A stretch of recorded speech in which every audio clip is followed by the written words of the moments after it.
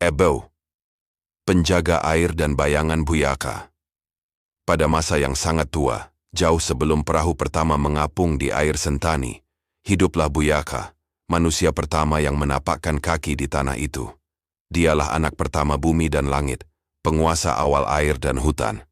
Ia berjalan dari kabut, membawa tongkat batu dan seekor hewan kecil di tangannya. Seekor kura-kura yang kelak dikenal dengan nama Ebeu.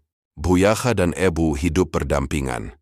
Mereka tidak berbicara dengan kata, tapi dengan napas dan air.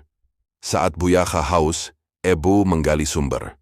Saat Buyaka lapar, Ebu menunjukkan di mana ikan berenang. Mereka seperti dua roh dalam satu kehidupan, manusia dan hewan yang menyatu menjaga keseimbangan bumi dan air. Asal-usul danau. Suatu hari Buyaka berjalan ke tengah lembah dan menancapkan tongkatnya. Dari tanah air mulai keluar, deras, jernih, berkilau seperti kaca.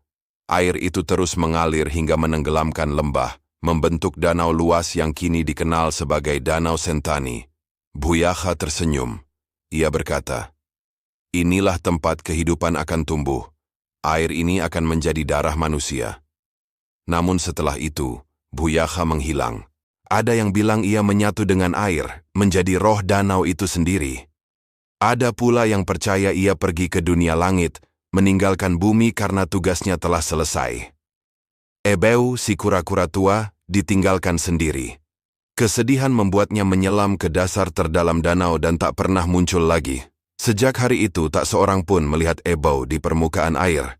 Ebeu sang naga tahun-tahun berlalu. Air naik dan turun. Pulau-pulau kecil mulai terbentuk di tengah danau. Orang Sentani percaya, pulau-pulau itu bukan tanah biasa. Mereka adalah bagian tubuh Ebeu yang berubah menjadi naga raksasa, lalu membatu untuk menjaga keseimbangan danau. "Lihat pulau itu," kata para tetua kepada anak-anak. "Itu adalah punggung Ebu yang beristirahat." Beberapa malam tertentu, ketika air tenang dan bulan penuh, orang-orang di kampung mendengar suara berat dari dasar danau, seperti dengusan napas besar yang dalam. Mereka percaya itu napas Ebu, memastikan danau tetap hidup agar manusia tidak lupa pada asalnya. Keturunan Ebeu meski Ebeu tidak pernah muncul lagi, tanda-tandanya tidak pernah lenyap. Dari waktu ke waktu, kura-kura kecil muncul di tepi danau, di rawa, atau di sungai-sungai kecil yang mengalir dari Sentani. Orang Sentani menyebut mereka semua Ebeu, bukan hanya sebagai nama, tapi sebagai pengingat bahwa sang penjaga air masih hidup. Bahkan ketika mereka melihat kura-kura laut jauh di Teluk Yosudarso atau di perairan Pasifik, mereka masih memanggilnya dengan penuh hormat. Ebu, penjaga air, cucu Buyaka.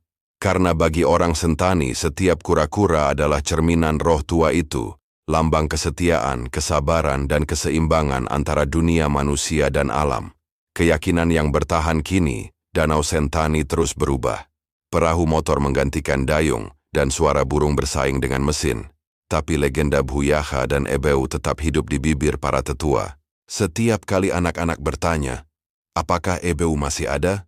Mereka hanya menjawab pelan, selama air Sentani masih bergetar di bawah bulan, Ebeu belum pergi.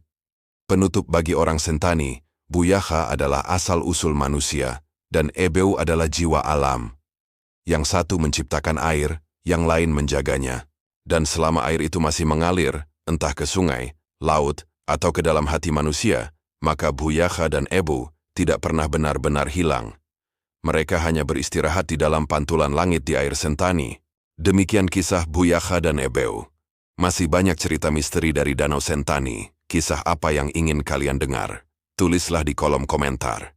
Jangan lupa like, comment, subscribe, share,